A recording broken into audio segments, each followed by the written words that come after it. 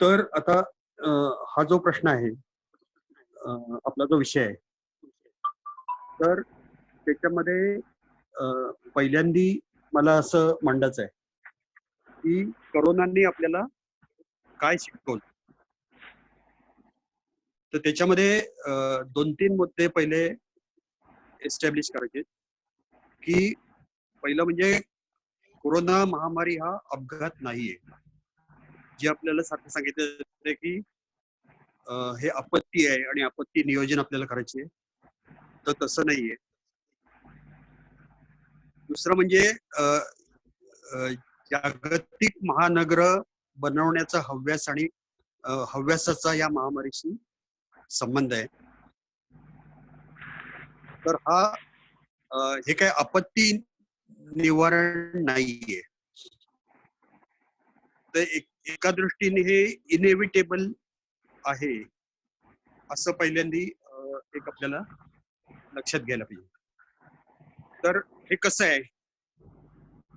तर आपण जर का एकूण सामाजिक उत्क्रांतीचा विचार केला, तर लाखो वर्ष झाली की पहिला मानव हा निर्माण झाला असेल आणि मग त्याचं उत्क्रांती होता होता त्याचा विकास झाला. आता हे होता होता पहिल्यांदा तो शिकारीवर गुजराण करायचा. त्यानंतर सुमारे 10-12 हजार वर्षापूर्वी शेतीचा शोध आणि अ, पहिला हॅबिटॅट असं म्हणता येईल आपल्याला, म्हणजे अधिवास हा झाला. म्हणजे भटका जो माणूस होता तो स्थिर व्हायला सुरुवात झाली सुरुवातीला, आणि त्याला आपण अधिवास असं म्हणू. आता अधिवास हा वन्य प्राण्यामध्ये पण असतो, नाही असं नाही. पण माणसाचा अधिवास म्हणजे प्राथमिक जी अ, स्थिर राहून काही शेती करणं आणि स्थिरावणं, अशी ती सुरुवात होती. तर ही एक ऐतिहासिकच गोष्ट होती मानवी समाजाच्या दृष्टीने. त्यानंतर आपण जर का बघितलं, तर हे म्हणजे 10-12 हजार वर्षापूर्वीच झालेलं आहे. आणि 501 वर्षापूर्वी आपण बघितलं तर अ, औद्योगिक युग आलं, म्हणजे आधुनिक युग आलं. आणि त्या युगामध्ये आपण राहतो. म्हणजे हे दृष्टिक्षेप टाकला तर आपल्याला साधारण असं आपल्याला दिसतं. आता रोगांचा आपण विचार केला तर रोगांचा आणि या वाटचालीचा खूप संबंध आहे. तर अगदी सुरुवातीला जेव्हा माणूस हा शिकारीवर गुजराण करत होता, तेव्हा देखील त्याचा रोगाशी संबंध यायचा. पण ते नारू वगैरे अशा टाईपचे रोग होते. म्हणजे जे अस्वच्छता आणि कमी पाणी याच्यामुळे असतात ते. पण जेव्हा हा अधिवास त्याचा सुरू झाला, तेव्हा 5-50, 100-200 माणसं आणि त्याच्याही पेक्षा जास्त माणसं हळूहळू एकत्र व्हायला लागली आणि शेती व्हायला लागली. तर त्यावेळी काय झालं, की नवीन प्रकारचे रोग निर्माण झाले. म्हणजे ज्याला आपण साथीचे रोग असं म्हणतो, त्याची सुरुवात तिथून झाली. आणि मग जसं पुढे पुढे आपण जातो, तसं म्हणजे जास्त लोकसंख्या, नगर ही जशी होत गेली, तसं चित्र अजून अजून पुढे गेलं. त्यानंतर मागच्या 500 वर्षामध्ये ही आधुनिक नगरं आली आणि आता 40-50 वर्षामध्ये ज्याला ग्लोबल सिटीज म्हणतात, हा एक नवीन प्रकार आला. तर या साथीच्या रोगांचा पण प्रवास याच्या बरोबर होत गेलाय. त्यामुळे आणि हे काय आहे, की मानवी समाज आणि निसर्ग, तर हे नातं नेहमी राहिलेलं आहे.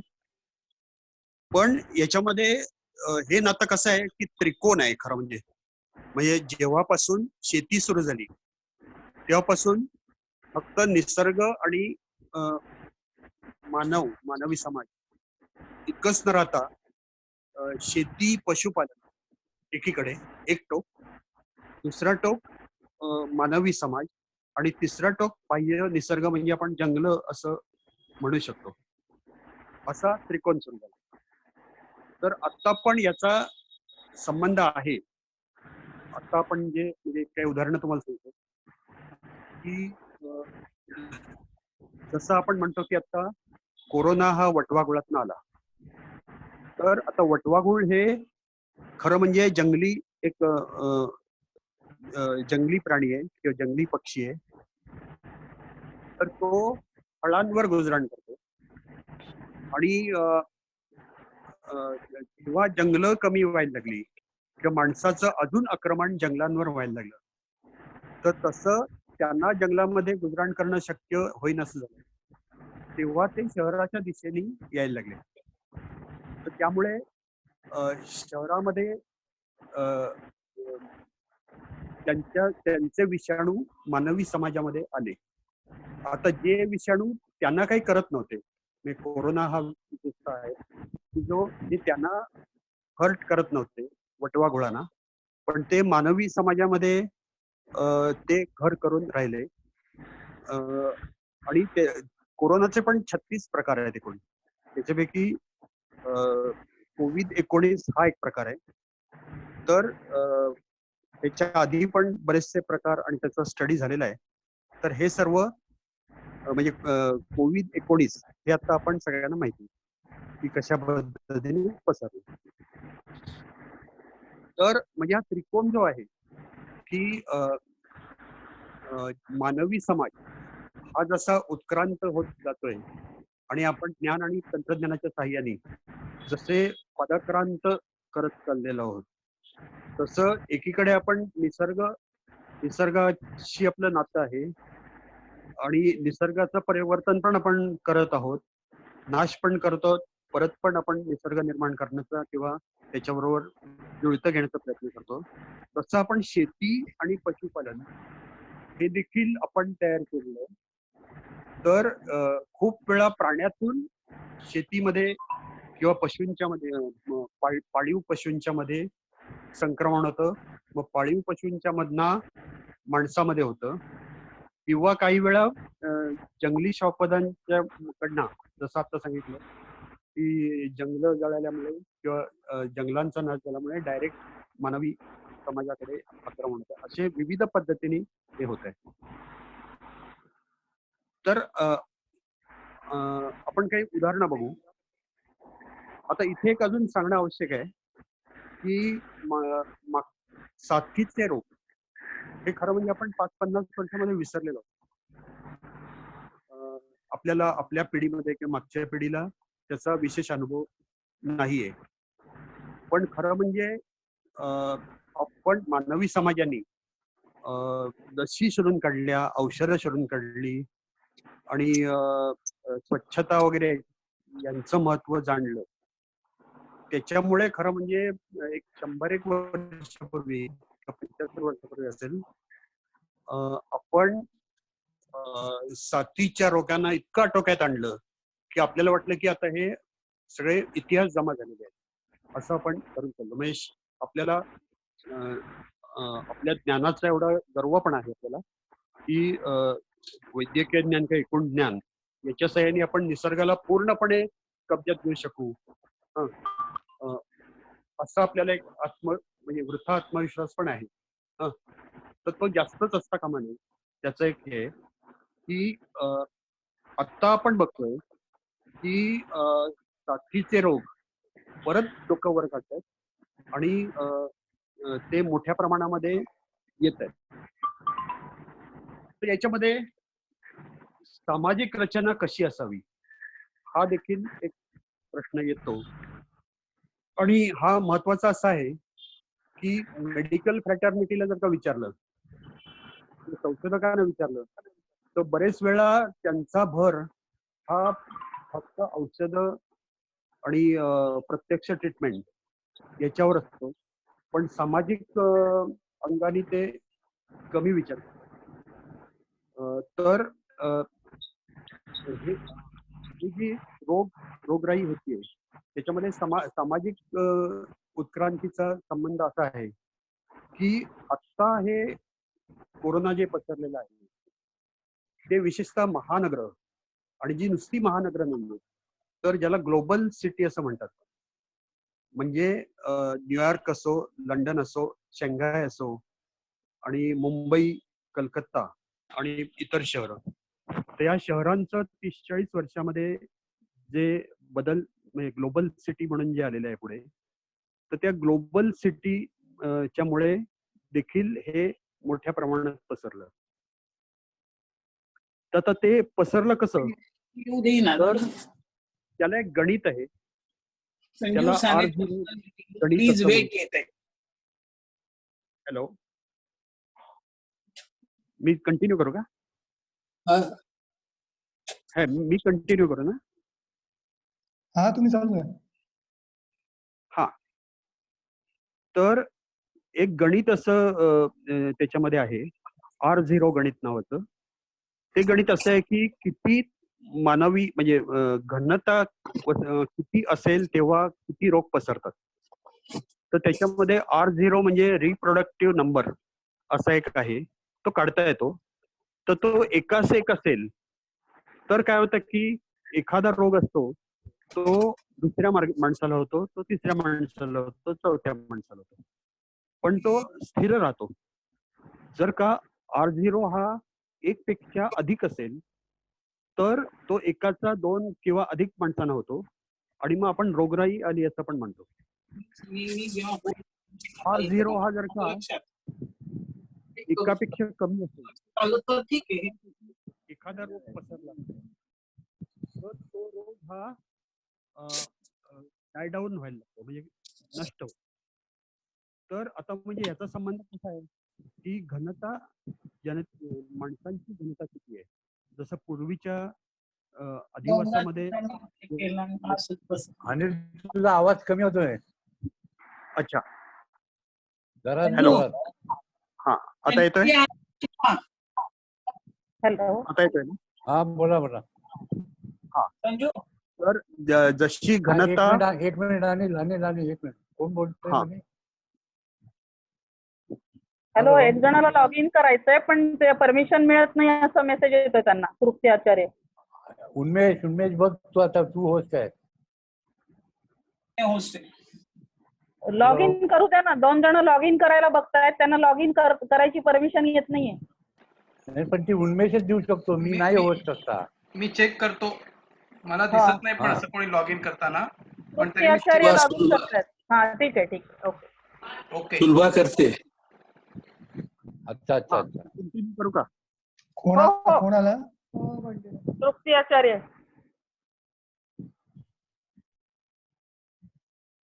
आणि हॅलो, करते. हा, मी कंटिन्यू करू का? हो हो. चालू आहे. हा, तर म्हणजे याचा संबंध किती घनता आहे त्या घनतेवर तो रोग किती पसरू शकतो किंवा नाही पसरू शकत, याचा संबंध तेव्हापासून आहे. जेव्हा अधिवासाला सुरुवात झाली 10-12 हजार वर्षापूर्वी, तेव्हापासून आतापर्यंत आहे. पण आता अजून काय झालेलं आहे माहितीये का, की जेव्हा ही महानगर झालेली आहे आणि ग्लोबल सिटीज म्हणजे फायनान्शियल सिटीज ह्या जेव्हा एस्टॅब्लिश झाल्या आहेत, तर तेव्हा ही घनता इतकी वाढलेली आहे. तर एकतर हे एक कारण, दुसरं म्हणजे जागतिकीकरणाने पूर्ण जग हे जोडलं गेलंय. त्यामुळे पूर्वी कधी नव्हतं एवढं वस्तूंचं चलनवलन आता चालू आहे. त्याचप्रमाणे माणसांचं पण चलनवलन हे चालू आहे. तर या 2 गोष्टींनी, एक तर ग्लोबल सिटीज मधली घनता आणि दुसरं जागतिकीकरणामुळे वाढलेलं वस्तूंचं आणि माणसांचं चलनवलन, तर ह्याच्यामुळे काय झालं की विशेषतः कोविड, पण कोविडच नाही, आपण मी तुम्हाला अजून पण उदाहरणं देईन त्याच्या आधी पण. तर हे पसर. तर आता आपल्याला जे सांगितलं जातं की हे आपत्ती नियोजन आहे, आपत्ती आहे, तर तसं नाही आहे. आता सगळ्याच बाबतीमध्ये असं होत आहे की जसं पूर हल्ली येतात आणि हे पूर महानगरांच्या मध्येच येत आहेत. मुंबईमध्ये पूर येऊन गेला, मद्रासला येऊन गेला, आणखीन कितीतरी शहरामध्ये येऊन गेला.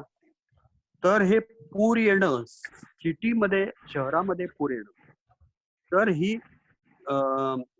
हे डिझास्टर नाहीये, ही आपत्ती नाहीये. कारण डिझास्टर हे केव्हा तरी येतं, पण हे नेहमीच जर काय यायला लागलं तर मग तो नियोजनाचा मुद्दा व्हायला पाहिजे. त्याचप्रमाणे अशा अनेक गोष्टी आहेत, त्याच्यामध्ये हे पण आहे, म्हणजे कोरोनासारखी महामारी आहे, हे देखील आहे की जे डिझास्टर न मानता प्लॅनिंग मध्ये ते असायला पाहिजे. पण आता काय होतं माहितीये का, की प्लॅनिंग मध्ये मागच्या 40 वर्षामध्ये काय झालं की 1970 सालाच्या सुमाराला खूप मोठं आर्थिक संकट जगामध्ये यायला लागलं. आणि त्यावेळी पहिल्यांदी ब्रिटनमध्ये थॅचर बाई आल्या आणि नंतर अमेरिकेमध्ये रिगन साहेब आले. तर यांच्या पुढाकाराने संपूर्ण भांडवली जगताने एक असा निर्णय घेतला की ज्याला न्यू लिबरलिझम असं म्हणतात, किंवा नव उदारमतवाद असं म्हटलं जातं. तर हा जो आलेला आहे 40 वर्षामध्ये, ह्याच्यातून काय झालं की सरकार आहे त्यांनी फक्त भांडवलाचं प्रमोशन करायचं, आणि ते देखील फायनान्शियल भांडवलाचं प्रमोशन करायचं. दुसरं म्हणजे प्रत्येक नागरिकाने आपापली प्रगती स्वतः करून घ्यायची. हा, म्हणजे सरकारची जबाबदारी, समाजाची जबाबदारी नाही, हा, ती प्रत्येकाची व्यक्तिगत जबाबदारी आहे, असं आलं. तिसरं असं आलं की सामाजिक क्षेत्रामधनं सरकारने मागे यायचं आणि ती गुंतवणूक उद्योगधंदे वाढण्यासाठी करायची. म्हणजे याच्यामध्ये ट्रिकल डाऊन असं जे म्हणतात ना, की लॉजिक असं आहे की जर का गरिबी दूर करायची असेल तर ज्या कंपन्या आहेत त्यांना त्यांची जोपासना केली आणि त्यांची वाढ झाली, त्यांचे नफे वाढले, तर आपोआप खाली ते झिरपतील, ट्रिकल डाऊन असं जे लॉजिक याच्यामध्ये सांगितलं गेलं.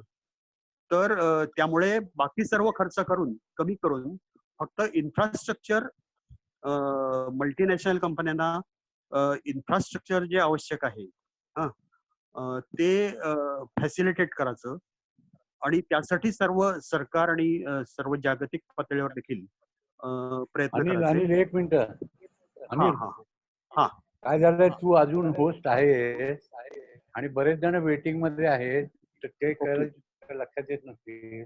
तर तू आता त्याला उन्मेषला होस्ट कर किंवा मला कर. आहे वेटिंग मध्ये. हा, तेच. हॅलो, उन्मेषचा होस्ट केलं नाही का? हॅलो, अनिलला येते काय ऐकायला? आहे. हो, ये कळलं मला. पण अनिल, हॅलो हॅलो, हा, तू मला होस्ट कर पाहिजे परत. हॅलो, त्याला सांग.